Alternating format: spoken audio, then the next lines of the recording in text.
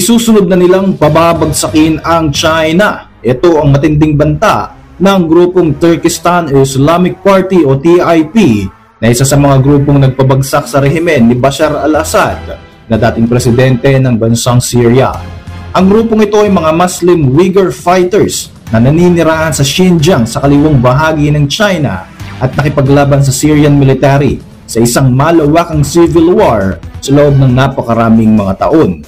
Nangangamba ang Chinese government sa mga bantang ito mula sa TIP sapagkat napakalawak ng koneksyon ng mga Uyghur fighters sa mga teroristang grupong katulad ng Al-Qaeda, Islamic State of Iraq and Syria o ISIS at maging sa mga Taliban. Hindi may kakaila na ang militanteng grupong ito ay mayroon ding malawak na presensya sa mga bansang katulad ng Afghanistan, Pakistan, Iraq at Syria. Bakit nga ba gano'n na lamang ang galit at kagustuhan ng Turkestan Islamic Party na sunod na umatake sa bansang China matapos nga nitong pabagsakin ang rehime ni Bashar al-Assad sa Syria? May kakayanan nga ba ang grupong ito para tapatan si Xi Jinping at ang mga puwersang militar ng bansang China? Yan ang ating tatalakayin sa video na ito. Ako po si Roy J and welcome sa Ken Thoughts. Kung hilig mo mga ganitong videos, mag-like at mag-subscribe para lagi kang updated sa mga susunod na upload. Nagbanta ng isang panibago at madugong digmaan ang grupo ng mga Uyghur fighters, isang jihad o holy war, pero hindi laban sa Syria, kundi laban sa komunistang bansa ng China. Sa pagbagsak ng rehime ni Bashar al-Assad, malaki ang naging epekto nito sa buong gitnang silangan. Ngayong matagumpay nang napabagsak ng mga militanteng grupo ang Syrian government, hindi pa pala dito nagtatapos ang kanilang laban. Ipinangako ng Turkestan Islamic Party na dadalhin nila ang digmaan hanggang sa China upang palayain ang East Turkestan dahil na rin sa mahabang kasaysayan ng pangapi na ginagawa ng China laban sa kanilang lahi. Ang Uyghur militant group na naging katuwang ng Hayat Tahrir al-Sham o HTS sa naganap na Syrian Civil War ay mayroong napakalaking partisipasyon para mapabagsak ng mga rebelde ang Syrian military forces sa ilalim ni Bashar al-Assad. Kamakailan lamang ay naglabas ng video footage ang grupo na ito kung saan ipinapakita nila kung paano nila isinagawa ang isang strategic na pagsalakay sa mga puwersa ng Syrian government sa pamamagitan ng isang organisadong pag-atake.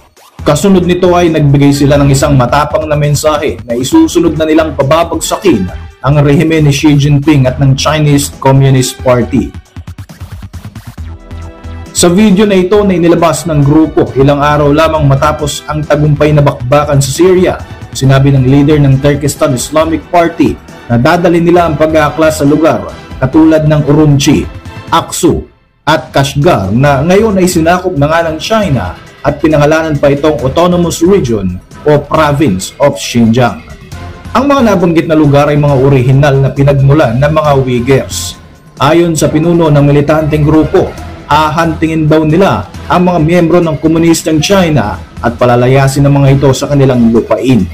Dagdag pa nila na dahil sa basbas ni Allah ay nagawa nilang may panalo ang laban sa Syrian government at sa kanya rin daw pahintulot ay may papanalo at makukuha nilang muli ang lupain ng East Turkestan na inangkin ng komunistang bansang China.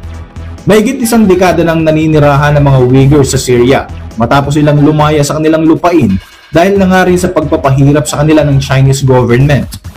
Ayon sa mga report, simula pa noong 2014 ay nakakaranas na ang lahi ng mga Uyghur sa iba pa nilang mga kalahi ng persecution at human rights abuse kagaya ng forced labor, injustice at mga pagpapahirap at maging genocide. Ayon pa sa report, sa pilitang ipinapatupad ng China ang birth control sa kanilang lahi upang mapigilan ang pagdami ng mga Uyghurs. Sa katunayan, ayon sa pag-aaral ng Amnesty International, aabot sa 1 milyong Uyghurs ang pinalayas ng China mula sa kanilang mga lupain at sa pilitang ipinapatapon sa mga concentration camps ng walang legal na proseso at tinawag ng Amnesty International na pinakamalaking ethnic cleansing sa isang religious minority group mula pa noong ikalawang digmaang pangdaigdig. Mahigit 16,000 ang mga mosque rin ang di umano'y sinunog ng Chinese military forces at libo-libong mga kabataan pa ang sapilitang inihiwalay sa kanilang mga magulang upang dalhin sa mga eskwelahan na ang pinaniniwala ang tanging layunin ay upang i-brainwash ang mga batang ito para paniwalaan ang komunistang konsepto ng China. Mariing itinanggi ng China ang mga paratang na ito at iginiit na wala silang ginagawang genocide sa Eastern Turkestan. Gayunpaman, sinabi ng United Nations Human Rights Office noong 2022 na maraming violations ang Chinese government, katulad na lamang ng crimes against humanity na ginawa nga nito sa Xinjiang Province o sa Eastern Turkestan. Sinabi ng leader ng grupo na si Abad Haq al-Turkistani na matapos ang matagumpay na laban sa Syria, naghahanda na sila ngayon para ipatikim sa China ang kanilang paghihiganti at upang tuluyan ng mapalaya ang East Turkestan laban sa mga komunista. Ayon naman sa ilang mga eksperto, sa kabila ng ipinamalas na katapangan at sa tagumpay na tinatamasa ng Turkestan Islamic Party, hindi ito magiging madali sapagkat ang China ay mayroong napakalaking puwersa pagdating sa militar. Idagdag pa natin dito ang mga makabagong kagamitan at teknolohiya ng komunistang bansa. Gayunpaman, naniniwala mga Uyghur fighters na sa basbas ni Allah ay walang imposibleng bagay ang hindi nila kayang gawin. Ang mahalaga ay maipaghiganti raw nila ang pagpapahirap ng China sa kanilang lahi. Dahil naman sa mga bantang ito ng militanteng grupo, agad na nangako ang China na pababagsakin ito ang mga Uyghur rebels mula sa Syria. Kasunod ng panawagan sa international community na dapat daw ay gumawa ito ng aksyon para mapigilan ang Islamic-led coalition sa pinaplano nitong madugong digmaan laban sa People's Republic of China. Isang malinaw na indikasyon at patunay na labis ngang natatakot at nababahala ang Chinese government sa kakayahan ng militanteng grupo. Itinuturing bilang mga master of infiltration ang grupo na ito ng mga Uyghur fighters. Tulad ng kanilang isinagawang estratehiya sa pagpapabagsak sa Syria kung saan sinamantala nila ang sitwasyon na nagaganap sa bansang ito. Sa kasalukuyan na nagbabadya ang isang digmaan sa pagitan ng China at ng Taiwan na siguradong susuportahan ng US at mga kaalyado nitong bansa. Malaki ang tsansa na sasamantalahin din ito ng mga militanteng grupo para mag-infiltrate sa loob ng Chinese government.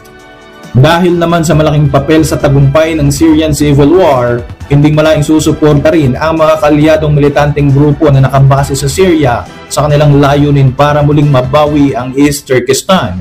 Isa pang faktor na maaaring maging malaki ang impact sa issue na ito ay ang pagpapahayag ng bagong leader ng Syria na hindi na ito interesado pang makipaglaban sa Estados Unidos at sa Israel. Sa katunayan ay inamin ni US Secretary of State na nakipag-usap na ang Amerika sa bagong liderato ng Syria at sa leader ng HTS at pinag-usapan nga rin dito ang suporta ng US, United Nations at iba pang organisasyon para sa maayos na transition sa bagong rehimen ng bansang Syria. Sa pagkakataong ito mga kabayan, maaaring magkakampihan na ang Amerika, ang HTS at ang mga Uyghur fighters na sa katotohanan ay inalis na nga ng US sa mga terrorist list kahit pa nga ginigit ng China na mga rebelde ang grupong ito.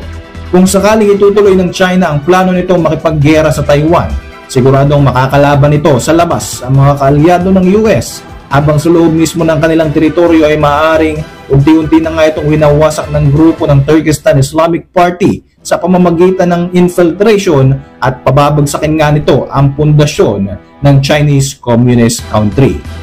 Para sa inyong mga reaksyon, mag-iwan lang ng komento sa ibaba ng video na ito.